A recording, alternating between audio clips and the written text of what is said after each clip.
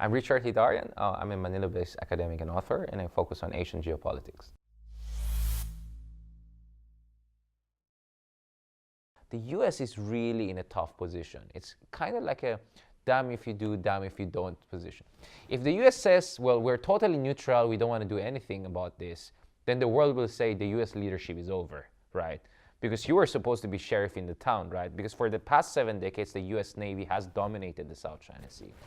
If the US comes in, then the Chinese will say, I thought you were neutral. What happened to neutrality? This is a containment strategy. So it's a very difficult dilemma for the Americans. And in my opinion, the best way forward is just to be honest. If you do not agree with China's claims, or you believe China's excessive claims, then confront it. Now, the US is doing that through so-called freedom of navigation operations. The problem with the freedom of navigation operations is that it's provocative enough to give China a pretext to further militarize the disputes, but it's not robust enough to actually really deter China from dominating the area. So in my opinion, a phone-up alone is the worst possible outcome.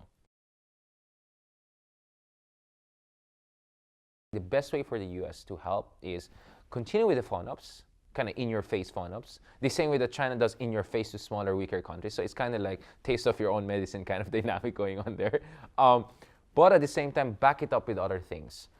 Help other ASEAN countries to develop their minimum deterrence capabilities, and especially the ISR. But the US cannot be alone. That is why the discussion on Quad, the quadrilateral alliance for me, is extremely crucial. The Quad and the whole Indo-Pacific rhetoric that is now very openly reflected in the national defense and security doctrine of the Trump administration is relevant because it could mean two diametrically opposed things. The bad one for me as an ASEANist, as a person from Southeast Asia, is that my fear is the whole Quad is kind of an echo of Prime Minister Shinzo Abe's notion of a security diamond.